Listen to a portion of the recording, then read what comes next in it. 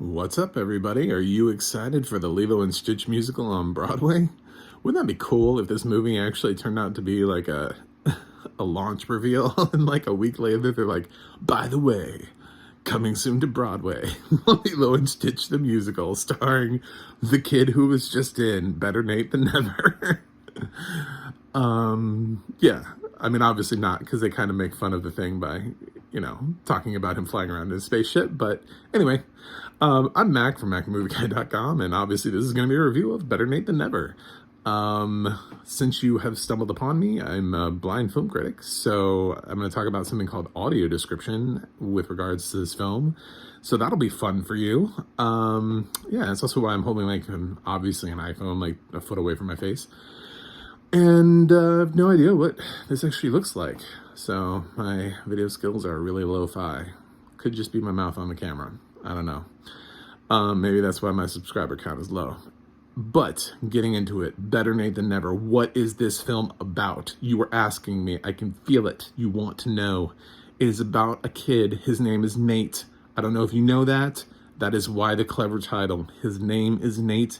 He lives in Pennsylvania. That is important because the auditions for Lilo and Stitch are in New York City. This is discovered by his best friend, and they have to travel from Pennsylvania to New York City without their parents' knowledge so they can audition for Lilo and Stitch. This is very dramatic.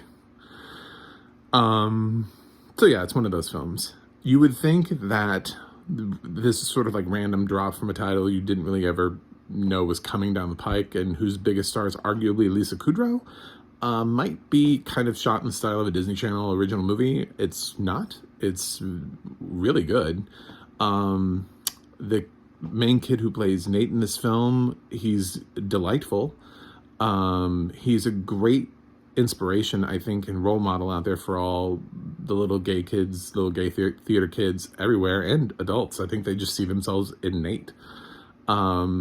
He never actually gets to say that he is, but he gets to telegraph in every way humanly possible, the film telegraphs that they can to you, what Nate is, without actually having him say it. And you shouldn't always have to say it. You don't need to just constantly walk around jumping out of closets.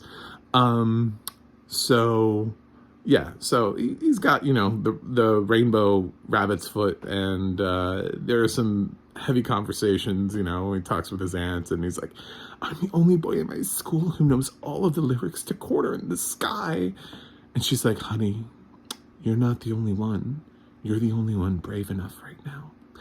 Something like that. It's just a scene, and one of his friends later on in the film says, love you like a sister. And so anyway, I mean, he gets to sleep over at his friend's house, who is a girl, and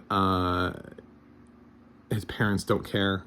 And his older brother is like, you never let me sleep over at any of my girls' friends' houses. And they're like, well, Nate is different. I'm like, yes, different. That's a way to put it in a Disney movie. Yep. It's just a pretty safe movie. If you are looking for safety here, I guess. I don't know. I don't know what to tell you. It's got some musical moments in it. The kid who plays Nate can really sing. I have this really interesting story where I went to write the review because I saw this. I did the video review second. And honestly, there's like a day in between. Like, I did the review like yesterday. And I went to IMDb before doing this review. And I was like, I really want to, what was that kid's name? I want to mention it in my video review. And I looked it up. It's another kid. It's a different kid now. I'm like, what happened to the other kid? Where did the other Nate go? I am so confused. I don't know who plays Nate. I refuse to acknowledge either of them right now, because the first one made sense, because the first one had singing credits, like had actually done an a national tour of Charlie and the Chocolate Factory. So I was like, oh, that's why his voice sounds so good, is because he was Charlie in Charlie and the Chocolate Factory. And that's why he didn't need to be auto-tuned, because they actually picked somebody who had talent. Like in this film, they also have Norbert Leo Butz, who comes off of Broadway. He's in this, and Brooks Hachmanus is in this as well. They have, you know, a couple little Broadway people in the film. So, and those people wouldn't need to be auto-tuned if they were singing. And this kid who played Nate didn't need that robotic sound added to his voice. He just has a nice, clean sound. And I appreciated that. So I was going to give him props, but now I don't know who to give props to. So, boy, whatever your name is, good job. I don't know which one you are. I don't know if IMDb is going to switch him back. I don't know how that works. I don't know why it happened. So it's very confusing. So we're going to leave that alone. Very weird Twilight Zone-y. I hope somebody finds the other kid. I hope he still exists. Anyway, so yeah, I really love this film. It's a little bit sugary sweet, a little bit schmaltzy. It's a little bit too like the world is a happy place and everything will work out in the end. They don't experience like any danger in New York City at all. They just sort of walk around New York City and they're like, yeah, this is totally cool. Like even Kevin McAllister was like temporarily scared by things, you know. I mean, he was like, the city seemed big to him. The bird lady was scary at first. So there's precedent there for kids in movies. Adventures in Babysitting, which is actually directly referenced, you know, has some moments in there that, at least the original one, I don't know about the Disney Channel one, but the original one has some scarier, more serious moments in it. And they could have done that here, but they just avoid it altogether. So this is just a happy movie from beginning to end. There's a moment where it looks like we might get serious, but I swear to God, it doesn't get serious and everything works out. So, yeah, it's fluff. It's a big, fluffy, cuddly film with a delightful little child lead. And he sings really well, and he's funny, and he's relatable to a lot of kids. There are a lot of kids out there that are going to love Better Nate Than Never. And there are a lot of people out there who are going to hate this film. I think you know who those people are because they're being really loud right now. And they're pretty obvious. So you should know whether or not Better Nate Than Never is your thing or not. It's about a little gay boy wanting to audition for Lilo and Stitch on Broadway. If that doesn't sound like something you want to watch, then don't watch it.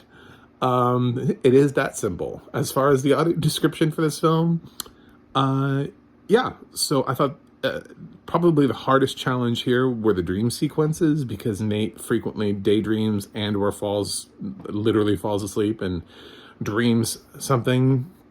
And those get sort of like a hyper version of reality where it's, you know, either a teacher being overtly mean or he's breaking out into song or something. You know, there's something that would not happen normally in his world that has to happen. And the audio description does a really good job of nailing those scenes.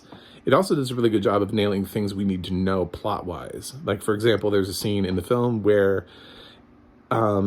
his parents have to not see something that's happening on TV, and the audio describer makes sure that we know the parents did not see it. Even though they're in the room with the television, it is very clearly stated to us that the parents did not see what happened on the television. So that helps you understand the rest of the film moving forward. So, yeah, it's actually a really good audio description, and thank you for that, Disney. Yeah, I love this film, but I'm also prone to liking music theater. I liked most of the musicals that came out last year, In the Heights being the only exception, because I just didn't think they translated the story appropriately from what the musical is to where it was in the movie. but that also happens when you love musicals. You can be overly critical of them too. So it's possible that people who didn't know anything about In the Heights walked in the Heights and were like, that was amazing. What are you talking about? I love that film. And it's like, I suppose if you know nothing about the Broadway musical or their story or the characters, then sure. I'm sure it seemed amazing to you. But if you went into the film thinking Abuela Claudia was going to be a bigger character than she was, then yeah, maybe you were disappointed. But yeah, there's no musical here for Better Nate Than Never. It is an adaptation, but not of a stage musical. So that's it. Better Nate Than Never. It's on Disney Plus, and my grade is an A-. One of the more delightfully wonderful films that I've accidentally stumbled onto this year.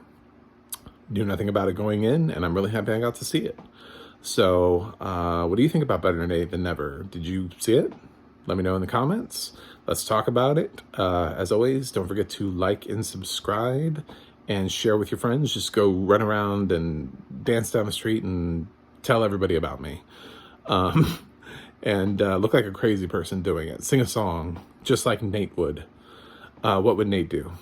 And you can always go to the audio description project and find out what movies over there have audio description. If you want to play on your movie night, if you want to say something other than Better Nate Than Never or something along with Better Nate Than Never, you can check them out and see what else has audio description. So until next time, Ohana means family. Family means nobody gets left behind.